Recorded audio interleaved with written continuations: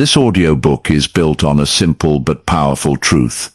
Problems demand awareness, but solutions demand commitment. When attention stays locked on what is wrong, energy drains away.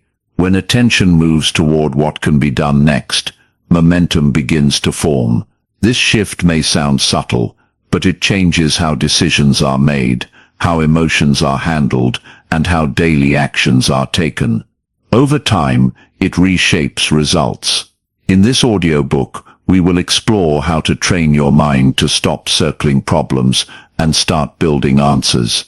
Not theoretical answers, not motivational slogans, but practical, usable ways of thinking that lead to real progress. You will learn how to reduce mental noise, separate facts from emotion, and respond to challenges with clarity instead of frustration. You will discover how small actions create forward motion, how calm thinking produces better outcomes, and how consistent habits quietly solve problems before they grow. This is not about pretending difficulties don't exist. It is about refusing to let them dominate your thinking. Problems are a part of life. Stagnation does not have to be. When your focus changes, your behavior changes. When your behavior changes, your direction changes. And when direction changes, results eventually follow. Throughout this audiobook, the tone will remain grounded and practical. The ideas are meant to be applied, not admired. You don't need to overhaul your entire life overnight. You only need to learn how to approach each challenge with a solution-oriented mindset. One decision, one action, one step at a time. Progress is not dramatic. It is steady. It is quiet. It is built through repeated choices made with intention. As you listen, allow yourself to let go of unhelpful patterns of thinking and replace them with something stronger, calmer, and more effective. In this audiobook, we will focus on building that mindset together. Not through pressure, but through clarity. Not through force, but through direction. Let's begin. Chapter 1. Stop feeding the problem with your attention. Attention is not neutral. Wherever it goes, energy follows, and whatever receives energy begins to grow. This is one of the most overlooked truths in personal progress. Problems don't become powerful all at once. They become powerful because they are constantly fed with thought, fed with emotion, fed with repeated focus. Long before a problem affects your results, it captures your attention, and once it has your attention, it quietly begins to drain your strength. Think about how problems usually show up in the mind. They repeat themselves. The same thoughts, the same worries, the same conversations replayed over and over. Nothing new is added, yet the mental weight increases. That is not because the problem is growing in reality, but because attention keeps returning to it. The mind believes that constant focus equals control. In truth, constant focus often equals exhaustion. Here is the key shift. Noticing a problem is useful. Dwelling on it is not. Awareness helps you respond. Obsession weakens your ability to act. When attention stays locked on what is wrong, the brain stays in reaction mode. Reaction mode is loud, emotional, and scattered. It asks, why is this happening? And what if it gets worse? These questions feel important, but they rarely move anything forward. Progress begins the moment you interrupt that pattern. The moment you decide, consciously and deliberately, to stop feeding the problem with unnecessary attention. This does not mean denial. It means discipline. It means choosing to observe the problem briefly, clearly, and then redirecting your focus toward what can be influenced. Attention is a resource. Like time or money, it must be managed. If you spend all of it staring at obstacles, you will have none left to build solutions. Every problem asks the same silent question. How much of your energy are you willing to give me? The disciplined mind answers, only what is necessary. No more. This shift may feel uncomfortable at first. The mind is used to circling problems as a form of protection. Letting go of that habit can feel like letting go of control. But real control is not found in constant analysis. It is found in intentional direction. You decide what deserves your mental space. You decide what gets repeated. You decide what grows.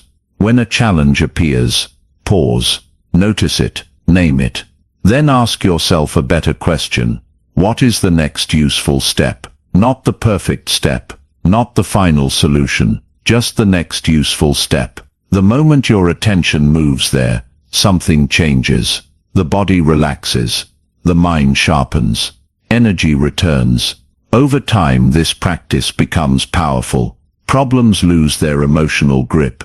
They stop feeling personal and start feeling practical. You no longer wake up thinking about what's wrong. You wake up thinking about what can be done. This is not optimism. It is focus. And focus is strength. Remember this: what you give attention to, you give life to. If you want progress, you must starve the problem of unnecessary focus and feed the solution with intention. You don't overcome challenges by fighting them in your mind all day. You overcome them by directing your attention toward action, again and again, until forward movement becomes your default state. Chapter 2. Separate facts from emotional noise. One of the most common reasons problems feel overwhelming is not because of what is actually happening, but because of what the mind adds to it. The event itself may be simple, even manageable, but the story built around it, fear, assumptions, imagined outcomes, creates weight. This is what we call emotional noise. And until you learn to separate facts from that noise, clarity will always feel just out of reach. A fact is something concrete. It is what exists right now, not what might happen later, not what you fear could happen, not what the mind predicts in its worst moments. Emotional noise, on the other hand, is loud, dramatic, and persuasive. It speaks in extremes. It says things like, "This is a disaster," or "everything is falling apart," or "I'll never recover from this." These statements feel real, but they are interpretations, not facts. The mind is a powerful storyteller. When emotions rise, the story grows bigger. One setback becomes a pattern. One mistake becomes an identity. One delay becomes a dead end. None of that is factual, but when emotions are unchecked, the brain treats them as truth. That is where problems gain unnecessary power. Separating facts from emotional noise is a skill. It requires a pause. Not a long pause, just a moment of awareness.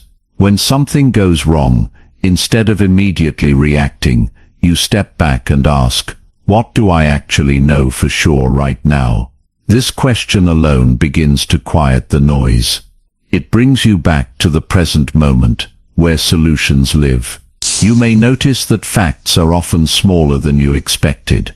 The situation may be uncomfortable, inconvenient, or disappointing, but not catastrophic. Emotional noise exaggerates. It fills in gaps with fear. It assumes outcomes without evidence. When you learn to strip those assumptions away, the problem becomes lighter, clearer, and easier to handle. This does not mean suppressing emotion or pretending you don't feel anything. Emotions are natural signals. They tell you something matters. But signals are not instructions. Feeling anxious does not mean you must panic. Feeling frustrated does not mean you must rush. When you treat emotions as information rather than commands, you regain control. Think of it this way: facts are steady and quiet. Emotional noise is urgent and loud. The louder something feels in your mind, the more likely it needs to be questioned. Calm thinking does not deny difficulty, it simply refuses to dramatize it. And dramatization is what blocks progress. As you practice this separation, something important happens. Your thinking slows down just enough to become precise. You stop reacting to imagined futures and start responding to present realities. This is where rational action becomes possible. This is where solutions begin to form. A useful habit is to mentally state the facts in simple language. Short sentences, no judgment, no exaggeration, just what is true. When the mind tries to pull you into emotional storytelling, gently return to the facts again. Over time, this repetition retrains your thinking. You become less reactive and more deliberate. This clarity changes how you speak to yourself. Instead of saying, "This is impossible," you say, "This is difficult, but manageable." Instead of, "I've failed," you say, "This attempt didn't work." These shifts may sound small, but language shapes perception. Perception shapes behavior. Behavior shapes outcomes. When facts lead and emotions follow, decision-making improves. You stop making choices based on fear or urgency, and start making choices based on usefulness. You conserve energy. You reduce mental fatigue. You move forward with steadiness instead of panic. Problems thrive in confusion. Solutions thrive in clarity. The more you practice separating facts from emotional noise, the less power problems have over you. They stop feeling personal and start feeling procedural. Something to address, not something to endure. This chapter is not about becoming emotionless. It is about becoming grounded. Calm does not mean passive. Calm means clear, and clarity is one of the greatest advantages you can develop. When you can see a situation as it truly is, no more, no less, you place yourself in the strongest possible position to act wisely and move forward with confidence. Chapter 3. Ask better questions to find better answers. Every problem you face is shaped by the questions you ask about it. The mind is always answering something. If the question is weak, the answer will be weak. If the question is emotional, the answer will be emotional. And if the question is empowering, the answer begins to move you forward. Progress does not start with answers. It starts with better questions. When challenges appear, the mind often reacts automatically. It asks, "Why is this happening to me?" Or "Why does this always go wrong?" These questions feel natural, but they quietly trap you. They keep attention locked on the past and invite explanations instead of solutions. The brain responds by searching for blame, excuses, or unfairness. None of these produce progress. The problem is not curiosity. The problem is direction. Questions point the mind somewhere. If you point it toward helplessness, it will find evidence of helplessness. If you point it toward action, it will find options. The quality of your inner dialogue determines the quality of your response. A powerful shift happens when you replace why questions with how questions. Why did this happen? Tends to circle endlessly. How can I respond to this? Creates movement. Why am I stuck? Reinforces stagnation. What is one thing I can do right now? Creates momentum. These are not motivational tricks. They are practical tools for thinking. Better questions do not deny difficulty. They accept reality and then look forward. They assume there is something you can influence, even if the situation is not ideal. This assumption alone changes your posture. You stop collapsing inward and start leaning into action. One of the most useful questions you can ask in any difficult moment is simple. What is the next useful step? Not the perfect step, not the final solution, just the next useful one.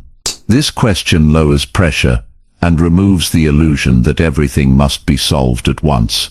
The mind relaxes when it knows it only needs to take one step. Another powerful question is, what am I overlooking? Problems often feel impossible because attention has narrowed.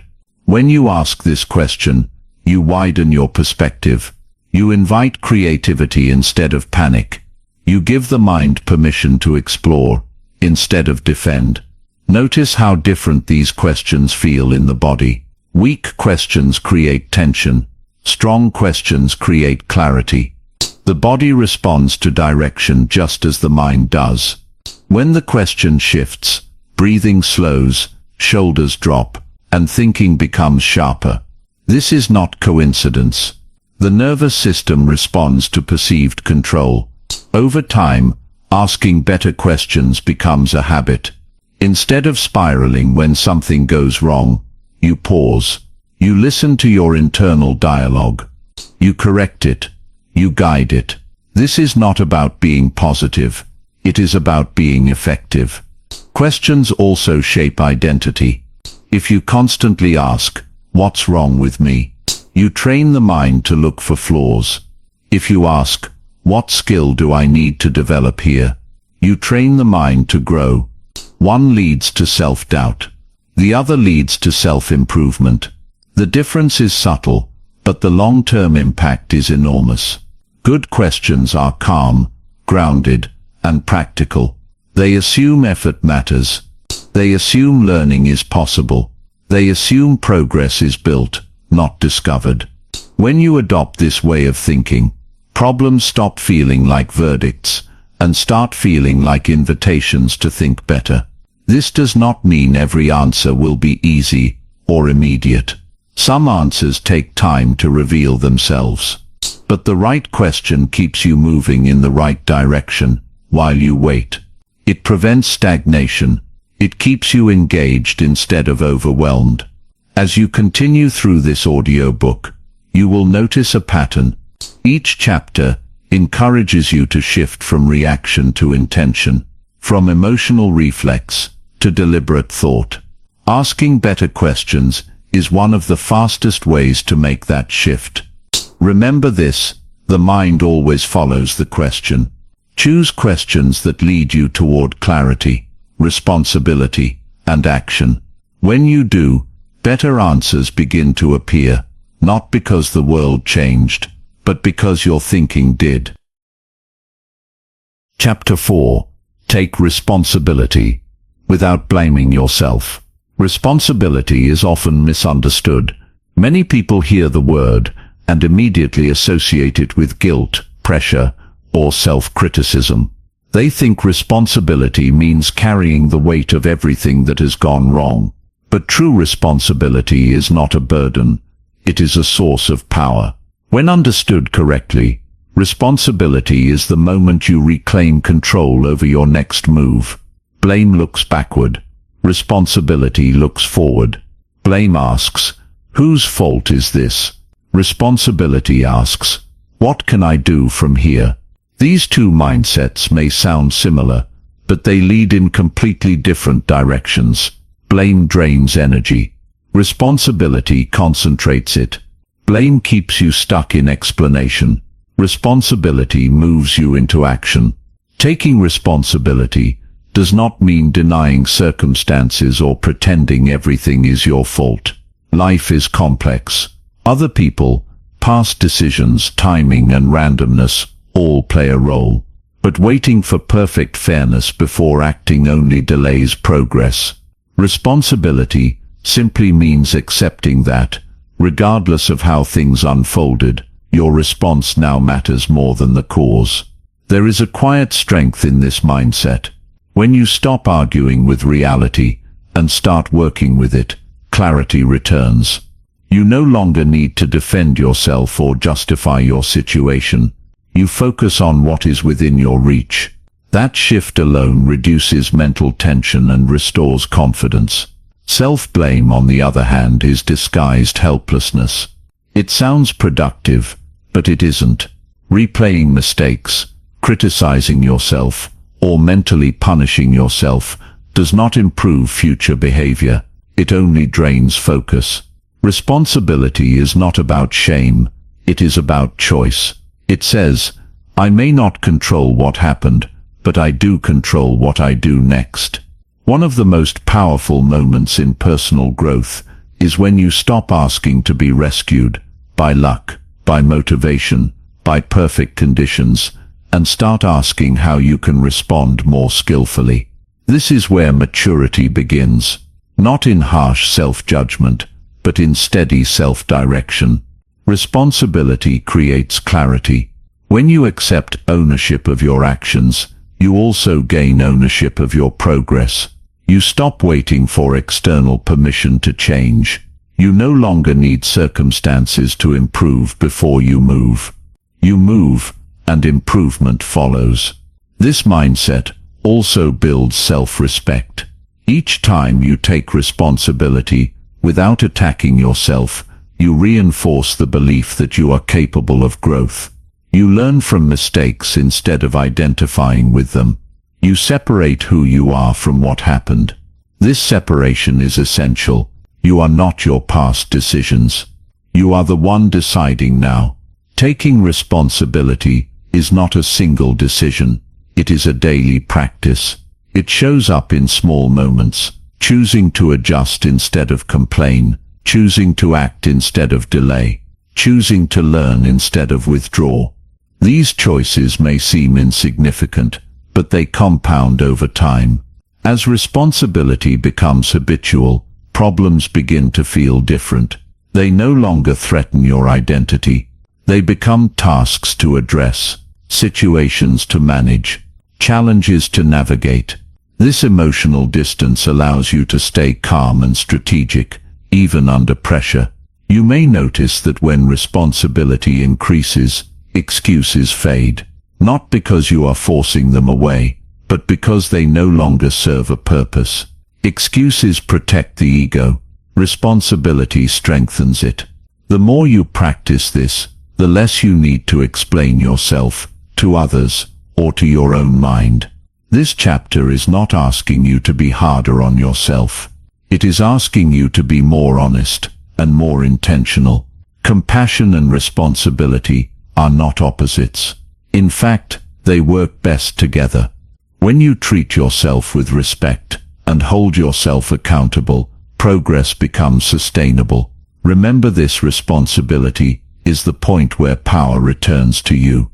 Not power over others, not power over the past, but power over your actions, your habits, and your direction.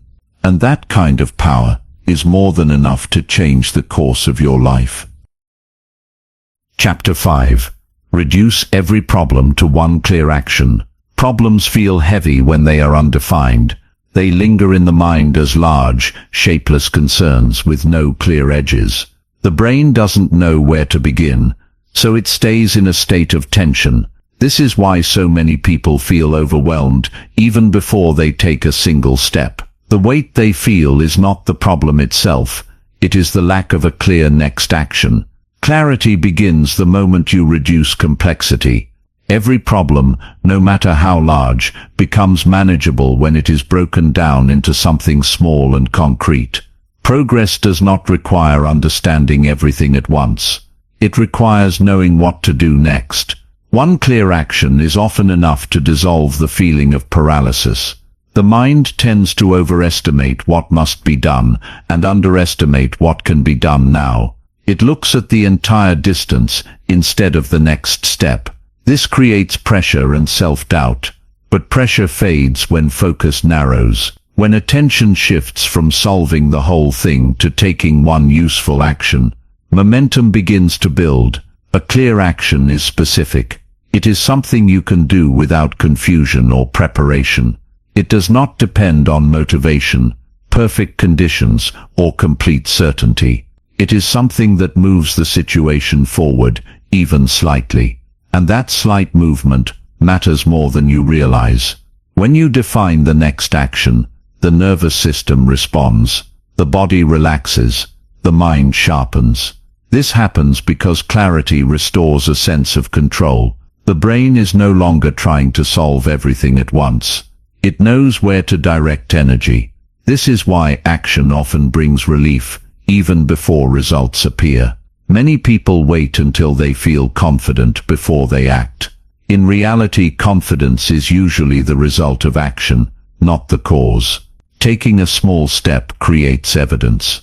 Evidence creates belief. Belief fuels further action. This cycle only starts when you move, and movement begins with one clear step. Reducing a problem does not mean minimizing its importance. It means organizing your response. Large goals and complex challenges are built from small actions repeated over time. When you focus on the next step, you are not ignoring the bigger picture.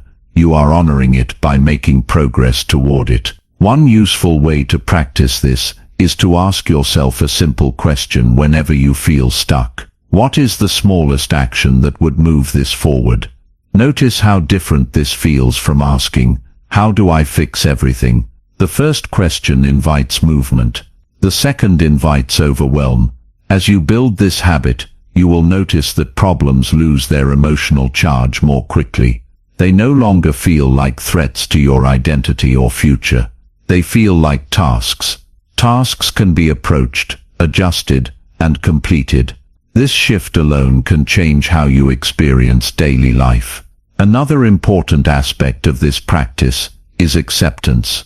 You accept that progress may be slower than you want, but it will be steady if you keep taking clear actions. You stop rushing yourself and start trusting the process. Clarity replaces urgency. Over time, these small actions compound. What once felt impossible becomes manageable.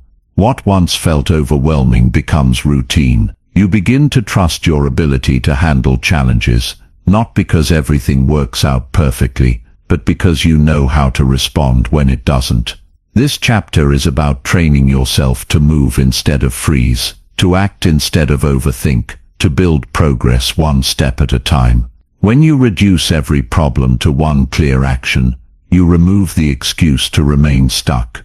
You give yourself a starting point, and a starting point is all you ever need.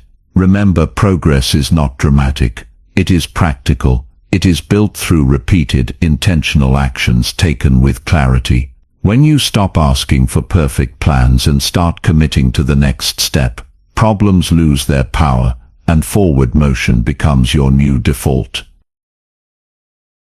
Chapter 6. Stop waiting for motivation. Build motion instead. Motivation is often treated like a requirement, as if progress cannot begin without it.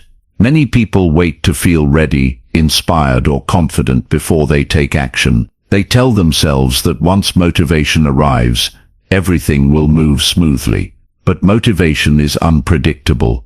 It comes and goes without warning. If progress depends on motivation, progress will always be inconsistent. Motion, on the other hand, is reliable. Motion is created by action, not feeling. When you move, even slightly, you generate energy. The body responds to movement. The mind responds to evidence. This is why action often changes how you feel, while waiting rarely does. The idea that motivation must come first is one of the most common traps in personal growth. It sounds reasonable, but it quietly keeps people stuck. The truth is simpler and more practical. You act first and motivation follows. Not always immediately, but gradually, as momentum builds. Think about how confidence is actually formed. It is not formed through planning or thinking. It is formed through experience. Each time you act despite discomfort, you prove something to yourself. You prove that you are capable of moving forward without perfect conditions. That proof builds confidence, and confidence fuels motivation. Motion also reduces resistance. When you sit still, the mind exaggerates effort and difficulty. When you move, even a little, the task feels more manageable. Resistance fades because you are no longer imagining the work, you are doing it. Action turns abstract fear into concrete experience. This does not mean forcing yourself into massive effort. Motion can be small. A few minutes of focused work. One decision made clearly. One task completed fully. These actions may seem minor, but they break inertia. And inertia is often the real obstacle, not the difficulty of the task itself. When you rely on motion instead of motivation, discipline becomes simpler. You stop negotiating with your feelings. You stop asking whether you feel like doing something. You act because the action aligns with your direction. This removes internal debate and conserves mental energy. There will be days when motivation is absent. That is normal. Progress does not require constant enthusiasm. It requires consistency. Motion allows you to stay consistent, even when emotions fluctuate. You do not need to feel powerful to act powerfully. You only need to begin. Over time, motion creates structure. Structure creates rhythm. Rhythm creates habit. And habits quietly carry you forward, without emotional effort. This is how sustainable progress is built. Not through bursts of inspiration, but through steady movement. You may notice that once you start moving, motivation often appears unexpectedly. It shows up after the first step, not before it. This is why starting is so important. The mind needs evidence before it offers encouragement. Motion provides that evidence. This chapter is an invitation to stop waiting for the perfect emotional state. You do not need confidence to act. You build confidence by acting. You do not need motivation to begin. You generate motivation by moving. When progress becomes tied to motion instead of mood, you regain control. You are no longer at the mercy of how you feel. You become guided by intention, not emotion. This shift alone can change the trajectory of your life. Remember, this waiting drains energy. Motion creates it. The smallest step taken today is more powerful than the strongest intention postponed until tomorrow. Move first. Let motivation catch up. Chapter 7. Learn to stay calm when pressure rises. Pressure has a way of revealing habits you didn't know you had. When things are smooth, it's easy to feel in control. But when deadlines tighten, expectations rise, or uncertainty appears, the mind can quickly shift into urgency and fear. In those moments, calm is not a luxury. It is a skill, and one of the most practical advantages you can develop. Calm does not mean indifference. It does not mean ignoring problems or pretending nothing matters. Calm means steadiness. It means keeping your thinking clear, even when the situation feels intense. Under pressure, the mind naturally wants to speed up, react, and fix everything at once. But speed without clarity leads to mistakes. Calm slows the mind just enough to make better decisions. When pressure rises, the body often reacts first. Breathing becomes shallow, muscles tighten, thoughts race. This physical response is automatic, but how long it lasts depends on how you respond mentally. If you add panic to pressure, the situation doubles in difficulty. If you add calm, you regain control. Calm thinking begins with awareness. The moment you notice tension building, you create space. That space allows you to choose your response instead of being driven by it. You don't need long rituals or perfect conditions. Even a brief pause can interrupt a downward spiral. One of the most important things to understand is that urgency is often an illusion. The mind treats pressure as an emergency, even when it isn't. This leads to rushed decisions and unnecessary stress. Calm thinking challenges that illusion. It asks, what actually needs to be done right now? Often the answer is simpler than the mind suggests. Staying calm also protects your energy. Panic consumes focus. Calm preserves it. When you remain steady, you think more clearly, communicate more effectively, and act with intention. This does not remove difficulty, but it prevents difficulty from multiplying. Calm is not something you wait to feel. It is something you practice. Like any skill, it improves with repetition. Each time you choose to slow down instead of react, you strengthen that ability. Over time, calm becomes your default response, not something you struggle to access. You may notice that calm changes how others respond to you as well. In tense situations, calm stands out. It signals control and confidence. People trust those who remain steady under pressure. This is not about performance. It is about presence. There will be moments when staying calm feels unnatural. That is normal. The goal is not to eliminate emotion, but to prevent emotion from taking over. Calm allows you to feel without being overwhelmed. It keeps you grounded while you navigate difficulty. As you develop this skill, pressure begins to lose its power. Challenges still appear, but they no longer dictate your internal state. You respond instead of react. You choose instead of rush, and those choices compound over time. This chapter is a reminder that calm is strength. In a world that constantly pushes urgency, calm becomes a competitive advantage. It allows you to think clearly, act deliberately, and move forward with confidence, even when the pressure is high. Remember, progress does not require force. It requires clarity, and clarity is most accessible when the mind is calm. Chapter 8. Control what you can, release what you can't. A great deal of mental exhaustion comes from trying to control what was never in your control to begin with. The mind argues with reality, resists uncertainty, and replays situations that cannot be changed. This effort feels productive, but it is not. It drains energy without creating movement. Progress begins when you learn to separate what you can influence from what you cannot, and place your focus accordingly. Control is not about dominance over circumstances. It is about ownership of your response. You may not control outcomes, timing, or the behavior of others, but you always control your effort, your choices, and the direction of your attention.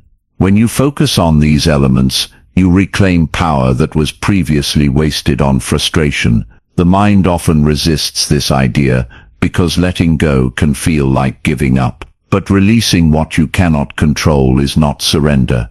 It is strategy. It is the decision to stop fighting what is fixed and start working with what is flexible. This shift creates relief almost immediately, not because the problem disappears, but because resistance does. When you focus on what you cannot control, anxiety grows.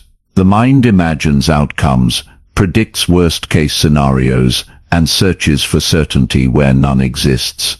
When you focus on what you can control, anxiety settles. Action becomes possible. Energy becomes usable. One of the simplest ways to practice this is to pause and ask, what part of this situation is mine to manage? The answer may be small, but it is always present. It might be your preparation, your attitude, your communication, or your persistence. These may not guarantee a specific outcome, but they guarantee progress. Releasing control does not mean becoming passive. It means becoming precise. You stop scattering your energy and start directing it. This precision is what allows steady movement, even in uncertain conditions. You no longer wait for everything to align. You act within the space you have. This practice also builds emotional resilience. When outcomes don't go as planned, you recover faster. You do not collapse into self-doubt or frustration. You evaluate, adjust, and continue. This flexibility is one of the most valuable traits you can develop. Over time, this mindset changes how you experience life. You stop feeling personally attacked by events. You stop taking randomness as a verdict. You understand that effort and outcome are related, but not identical. Your job is to show up fully. The rest unfolds as it will. This does not mean ignoring ambition or lowering standards. It means measuring success by what you control, not by what you cannot guarantee. When effort becomes the standard, confidence stabilizes. You no longer ride emotional highs and lows based on external results. Letting go also creates mental space. Space to think, plan, and act effectively. When the mind is no longer crowded with worry, clarity emerges naturally. Solutions appear more easily because the noise has been reduced. This chapter is an invitation to reclaim your energy, to stop donating attention to uncertainty and redirect it toward action. When you control what you can and release what you can't. Life becomes more manageable, not because it is predictable, but because you are prepared. Remember this: peace and progress grow in the same place. They grow where attention is focused on effort, not outcome. When you commit to that focus, you move forward with strength, steadiness, and clarity, regardless of what unfolds around you. Chapter 9. Turn setbacks into useful feedback. Setbacks are often misunderstood. They are treated as evidence of failure, signs of weakness, or proof that something is not meant to work. When this happens, progress slows, not because the setback was severe, but because of the meaning attached to it. In reality, a setback is not a verdict. It is information, and when used correctly, information becomes guidance. Every attempt teaches something, even the ones that don't go as planned. But learning only happens when emotion is separated from evaluation. When disappointment turns into self-judgment, feedback is lost. The mind becomes defensive instead of curious. This is where growth stalls. Turning setbacks into feedback requires a shift in perspective. Instead of asking, "What went wrong with me?" you ask, "What didn't work, and why?" This small change keeps identity intact, while allowing learning to occur. You are not the problem. You encountered a problem, and problems can be adjusted. The mind often reacts to setbacks by rushing to conclusions. It assumes patterns too early, and predicts outcomes too quickly. One failed attempt becomes, "I'm not good at this." One obstacle becomes, "This always happens." These conclusions feel convincing, but they are emotional shortcuts, not accurate assessments. Feedback thinking slows the process down. It examines the attempt without attaching meaning to the outcome. What was tried? What was missing? What worked better than expected? What can be done differently next time? These questions transform disappointment into direction. When setbacks are treated as feedback, persistence becomes easier. You are no longer pushing blindly. You are adjusting intelligently. This reduces frustration and increases confidence, because each attempt feels purposeful, even when it fails. This mindset also changes how you experience effort. You stop measuring progress by immediate success and start measuring it by learning. Learning compounds. Over time, it sharpens judgment and improves results. This is how expertise is built, through repeated cycles of attempt, feedback, and adjustment. Setbacks also reveal what matters. The discomfort they create highlights areas that require attention, skill, or patience. When you listen to that information, instead of resisting it, improvement follows naturally. You may notice that when setbacks are framed as feedback, emotional recovery becomes faster. You no longer dwell on what happened. You extract the lesson and move on.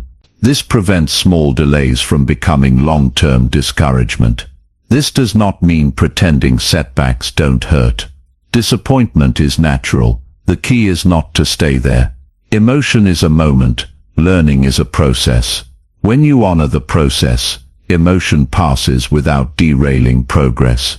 Over time, this approach builds resilience. You become someone who expects challenges and uses them. You stop fearing mistakes because mistakes no longer define you. They refine you. This chapter is a reminder that progress is not linear. It is iterative. Each attempt adds information. Each adjustment brings you closer to what works.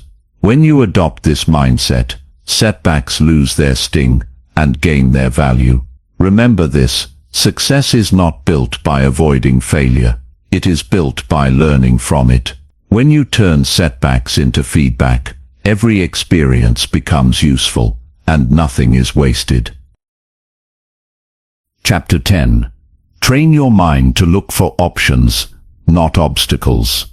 The way the mind scans a situation determines what it finds. When it is trained to look for obstacles, it will always find them. Limitations, risks, reasons to hesitate.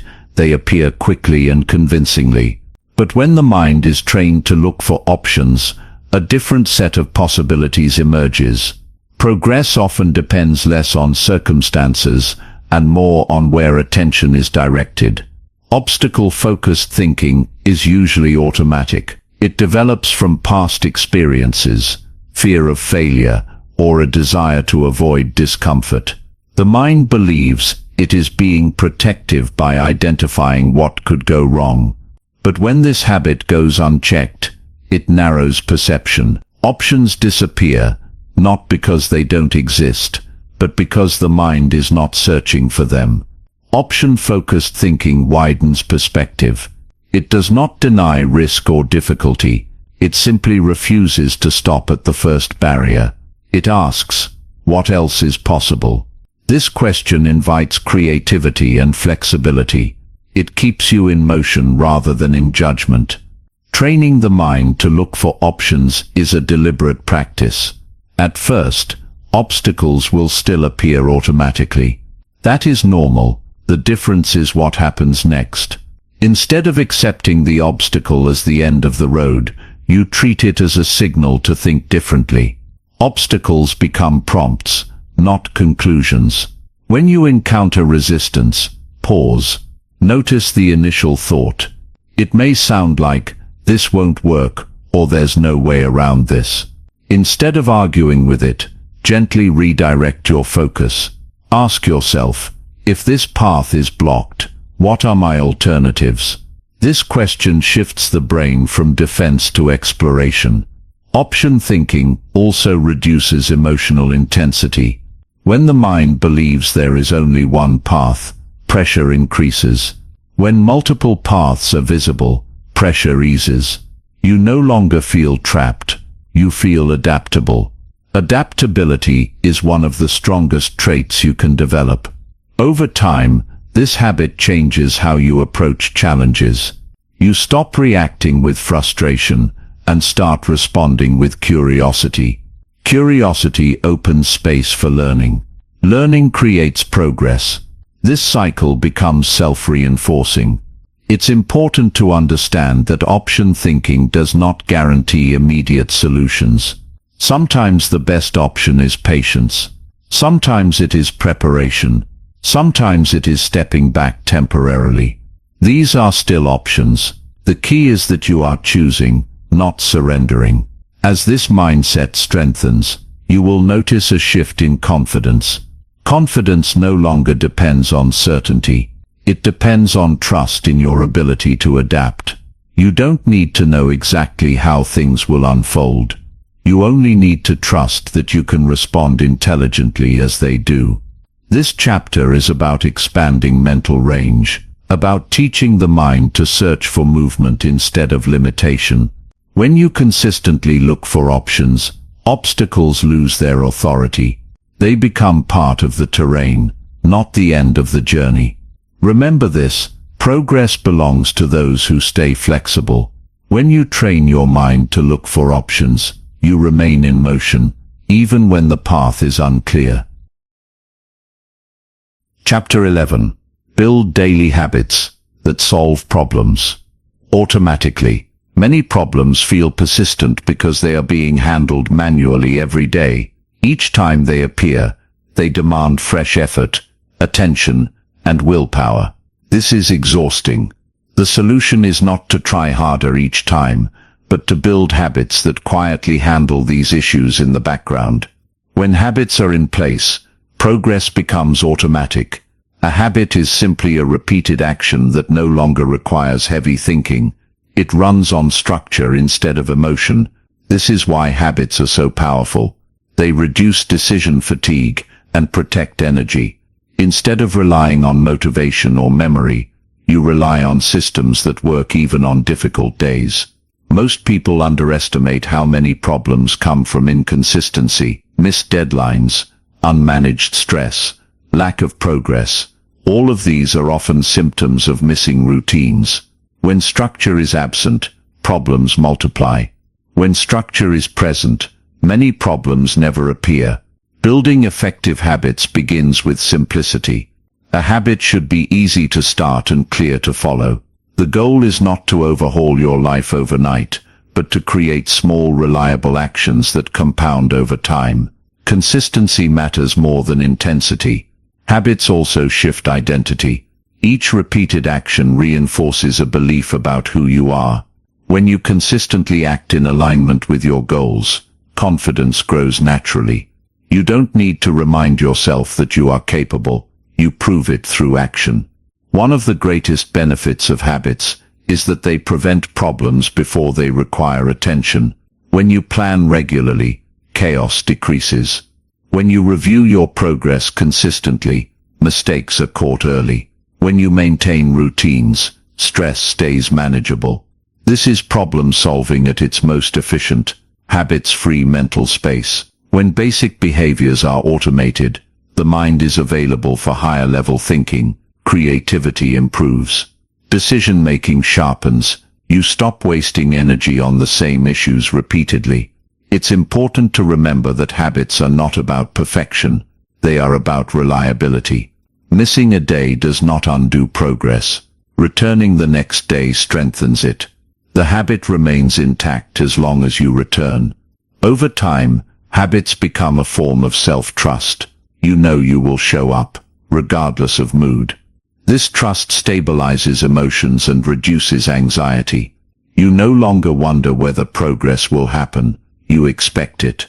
This chapter is an invitation to shift from reactive problem-solving to proactive design. Instead of fixing the same issues again and again, you design your days to support progress automatically. Remember, this willpower is limited, but systems are not. When you build daily habits that support your direction, problems lose their grip, and progress becomes a natural outcome of how you live. Chapter 12. Use time as a tool, not an excuse. Time is often spoken about as if it were an enemy, something that slips away, runs out, or works against us. But time itself is neutral. It does not create pressure, failure, or delay. What creates those feelings is how time is used, avoided, or misunderstood. When time is treated as an excuse, progress slows. When time is treated as a tool, progress becomes deliberate. Many people say they don't have enough time, when what they often mean is that time has not been directed. Without intention, hours disappear into distraction, reaction, and low-priority activity. This is not a character flaw, it is a design issue. Time fills whatever container you give it. Using time as a tool begins with clarity. You decide what deserves your attention before the day begins, not in the middle of it. This simple shift prevents urgency from hijacking your focus. Instead of reacting to whatever appears loudest, you move according to purpose. Time works best when it is given boundaries. Tasks expand when they are left open-ended. When you assign clear time frames, focus sharpens. The mind engages more fully because it knows what is required and when it ends. This reduces procrastination and increases efficiency. Another important aspect of time mastery is honesty. You look at how time is actually spent, not how you wish it were spent. This is not about judgment. It is about awareness. Awareness allows adjustment. Without it, patterns repeat unnoticed. Using time effectively also requires letting go of the idea that everything must be done at once. Progress is built through sequencing. Some actions matter now, others can wait. When you respect timing, stress decreases and results improve. Time as a tool also means protecting it. Not every request deserves a yes. Not every opportunity deserves attention. When time is treated casually, it is consumed quickly. When it is treated deliberately, it becomes powerful. You may notice that when time is managed with intention, confidence grows. You trust your ability to handle responsibilities. You feel less rushed and more present. This presence improves the quality of your work and your decisions. This chapter is not about rigid schedules or extreme discipline. It is about direction. Time becomes useful when it is aligned with values and goals. Small focused blocks of time used consistently outperform scattered effort over long hours. When time stops being an excuse, accountability increases. You no longer blame lack of progress on circumstances. You look at structure, you adjust, you move forward. Remember this: you don't need more time, you need clearer priorities. When time is treated as a tool, it supports progress instead of standing in its way. Chapter 13. Limit discussion, multiply execution. There is a subtle trap that delays progress more than most people realize: excessive discussion. Talking about plans, explaining intentions, and analyzing ideas can feel productive, but often it replaces the work itself. Words create the illusion of movement. Execution creates actual results. When progress matters, action must take priority over explanation. Discussion has its place. Reflection, planning, and communication are important. But when discussion becomes repetitive, it drains energy. The mind releases a sense of completion simply by talking, which reduces the urgency to act. This is why people can speak passionately about goals for years without making meaningful progress toward them. Execution is quieter. It does not seek validation or approval. It moves forward whether anyone is watching or not. When you shift your focus from discussing what you will do to doing it, momentum builds naturally. Results begin to speak for you. Limiting discussion also protects focus. Every explanation invites opinions. Every opinion invites doubt. When too many voices enter the process, clarity fades. Execution thrives in simplicity. One clear plan, one clear action, followed by another. This does not mean isolating yourself or avoiding collaboration. It means being selective. You share plans with those who support action, not with those who encourage delay. You talk less about potential and more about progress. Over time, this mindset strengthens discipline. You become comfortable working without immediate recognition. You stop needing reassurance before acting. This independence is empowering. It keeps progress steady regardless of external feedback. You may notice that when discussion decreases, confidence increases. Confidence is not built by convincing others. It is built by keeping commitments to yourself. Each completed action reinforces trust in your ability to follow through. Execution also creates clarity. Plans become clearer once action begins. Problems reveal themselves during movement, not during endless analysis. By acting, you gather real information that improves decisions. This chapter is an invitation to simplify, to replace explanation with effort, to trade words for work. When you do, progress accelerates naturally. Remember this: results are the loudest form of communication. When you multiply execution, discussion becomes unnecessary. Chapter 14. Build confidence by solving small problems daily. Confidence is rarely built in dramatic moments. It is not created by sudden breakthroughs or major victories. Real confidence is quieter than that. It is built slowly, through repetition, through follow-through, and through the steady habit of dealing with what needs to be dealt with. At its core, confidence is trust in your ability to respond, and that trust is earned by solving small problems consistently. Many people believe confidence is something you must feel before you act. This belief keeps them waiting. They delay decisions, postpone effort, and avoid challenges until they feel ready. But readiness is not a feeling that appears on its own. It is the result of experience. And experience is built by action, not hesitation. Small problems are the training ground for confidence. They are manageable, low risk, and available every day. Responding to an email you've been avoiding, completing a task you keep postponing, organizing something that has been creating friction. These actions may seem minor, but each one reinforces a powerful message. You can handle things. When small problems go unresolved, they quietly drain energy. They linger in the background, creating tension and self-doubt. Over time, this accumulation weakens confidence, not because the problems are large, but because avoidance becomes a habit. Confidence erodes when action is delayed repeatedly. Solving small problems reverses that pattern. Each resolution clears mental space. Each decision restores momentum. The mind begins to associate action with relief instead of stress. This association is important.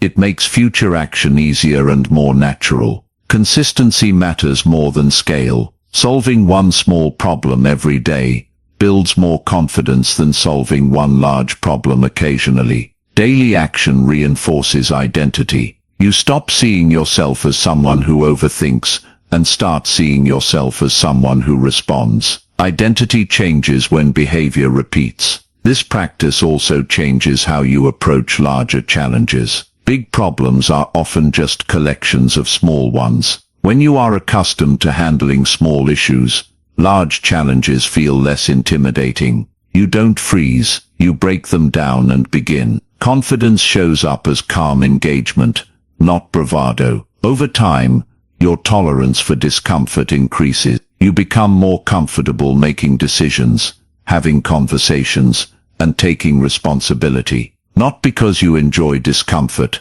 but because you trust your ability to navigate it. That trust is the foundation of confidence. It's important to understand that confidence does not require perfect outcomes. Even when a small action doesn't produce the desired result, the act of engaging still counts. You learn, you adjust, you move forward. Confidence grows from participation, not perfection. This chapter is about reclaiming momentum through daily responsibility, about choosing action over avoidance in small ways that add up. When you consistently solve small problems, you build a quiet strength that carries into every area of life. Remember, this confidence is built, not discovered, and it is built one small deliberate action at a time.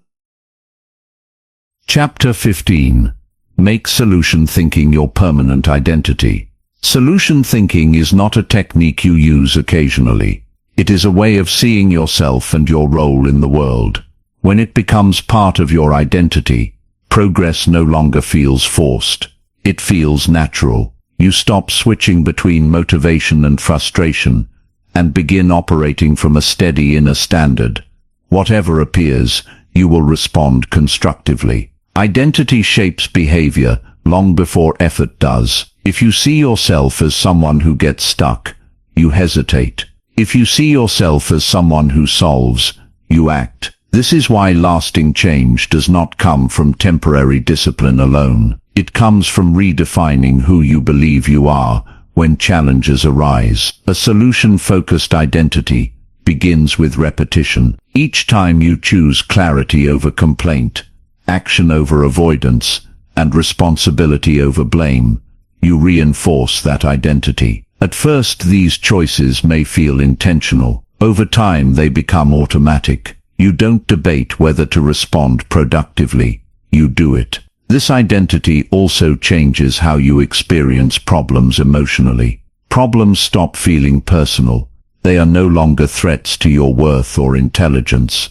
They are situations to manage. This emotional distance is not detachment.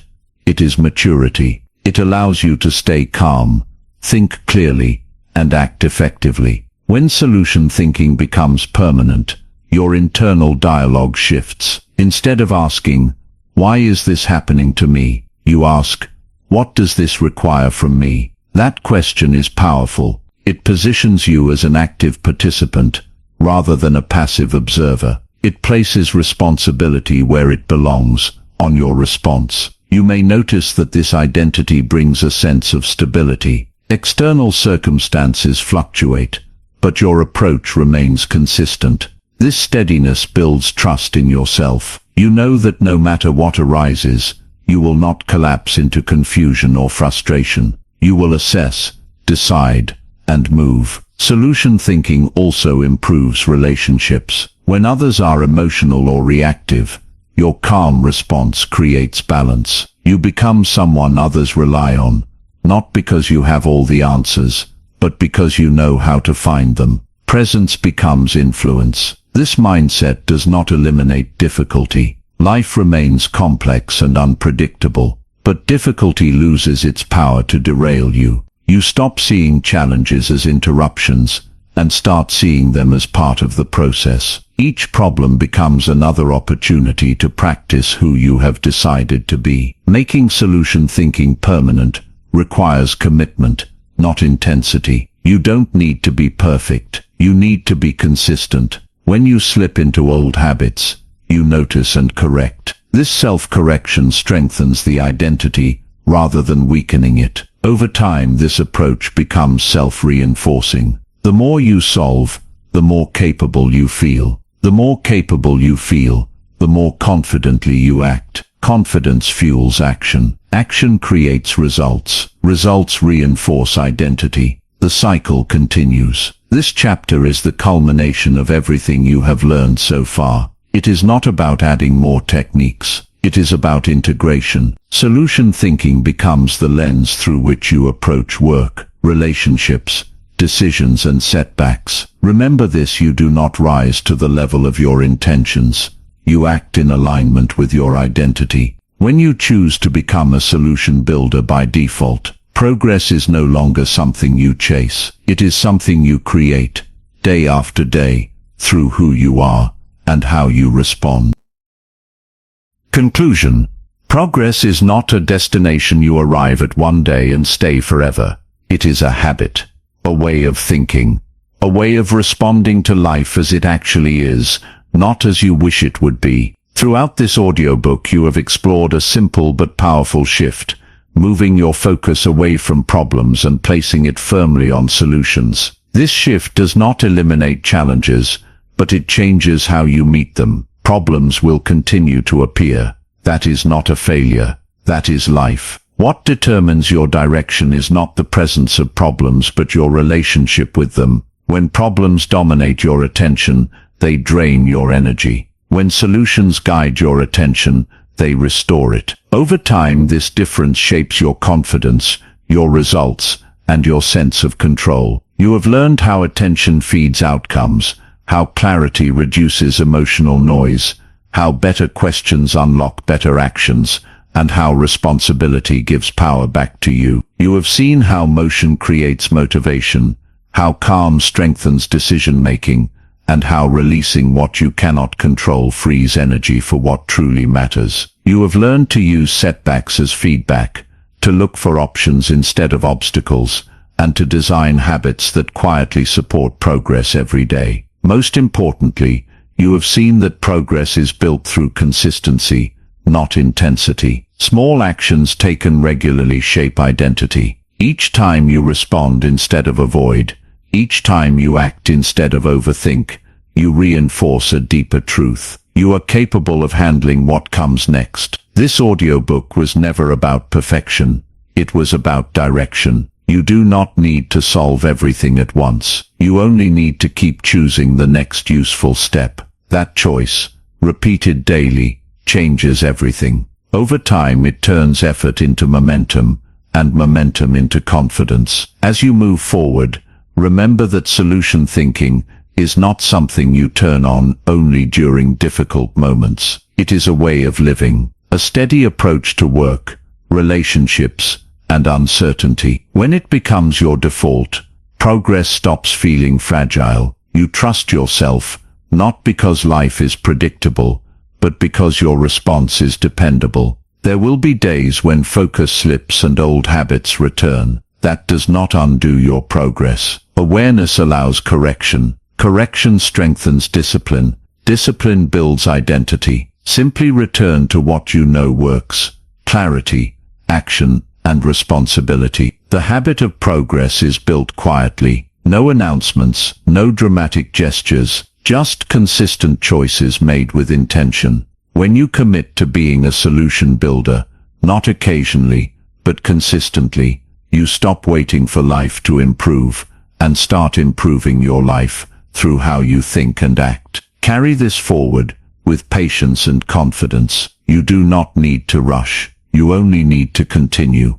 The power to move forward has always been available to you. Now it is trained, practiced, and ready to be used.